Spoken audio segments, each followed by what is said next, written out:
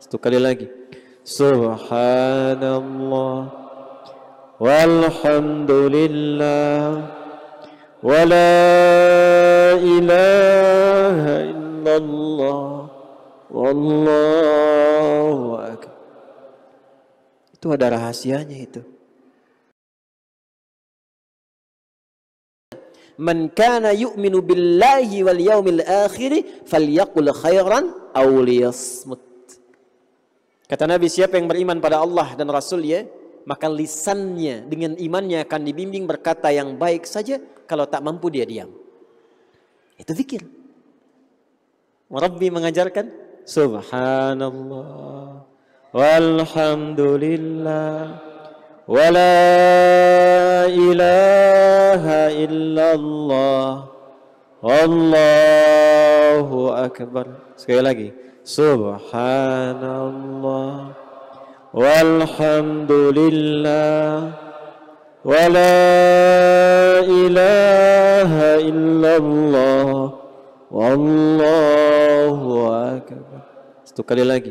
Subhanallah walhamdulillah wa la ilaha illallah wallahu akbar. Itu ada rahasianya itu. Saya kalau tawaf, saya baru tiba dari Makkah umrah. Qadimtu min Makkah umratan khilali al-ayyamil madiyah. Setiap saya tawaf, yang saya ingat pasti almarhum. Setiap saya tawaf, subhanallah. Dan saya doa, minta alirkan pahalanya untuk beliau. Itu nanti dibahas ya. Itu ada rahasia yang di surat Maryam itu. Saya ajarkan kalau i'tikaf. Siapa yang mampu mengamalkan itu dengan benar dan tahu rahasia kalimat itu Allah akan memberikan jawaban pada doanya bahkan sebelum diucapkan oleh lisannya. Itu kisahnya Nabi Ibrahim nanti. Makanya kenapa dibaca di Hajar Aswad sampai ke makam Ibrahim. Karena ada kisah pendahuluan di surah Maryam di ayat 49 sampai 50. Ketika Nabi Ibrahim meninggalkan kaumnya setelah berusaha disiksa, dihinakan, diusir, tapi ingin subhanallah dan mensyukuri nikmat Allah, alhamdulillah. Bertauhid kepada Allah, la ilaha illallah, mengagungkan Allah, Allahu akbar. Maka apa jawabannya? Falamma i'tazalahum wa ma ya'buduna min dunillahi wa habna lahu Ishaq. Ketika Ibrahim komitmen dengan itu semua, mendekati Allah, mengamalkan kalimat tadi, kami anugerahkan kepada Ibrahim alaihissalam Ishak. Padahal doanya belum disampaikan. Jawabannya kapan? Dijawabnya nanti di surah Az-Zariyat. Jawabannya di ayat ke-24 sampai dengan ayat 29. Ketika tiba nanti masa dakwah, datang malaikat mau datang ke tempatnya Nabi Lut, mampir ke tempat Nabi Ibrahim. Hal ataka hadithu dhaifi Ibrahim al-mukramin idh dakhalu alaihi faqalu salam qala salam قوم منكرون فراغ إلى أهله فجاء بعجل سمين فقربه إليهم قال ألا تأكلون فأوجس منهم خيفة قالوا لا تخف وبشروه بغلام عليم غلام عليم إسحاق غلام حليم لإسماعيل.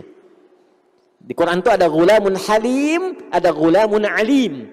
Gulamun alim untuk Nabi Ishak alaihissalam, gulamun halim untuk Nabi Ismail alaihissalam. Dijawabnya nanti, tapi dengan amalan itu Allah bahkan mengabulkan apa yang dibutuhkan di masa depan sebelum itu dimintakan. Nah, itu kalau kita pakai ilmu sampai ke hikmah. Jadi nanti caranya begini, lisannya berzikir, fikirannya menerjemahkan, itu yang disebut tafakkur namanya. Nanti sampai kalimat ke hati, itu yang disebut tadabbur.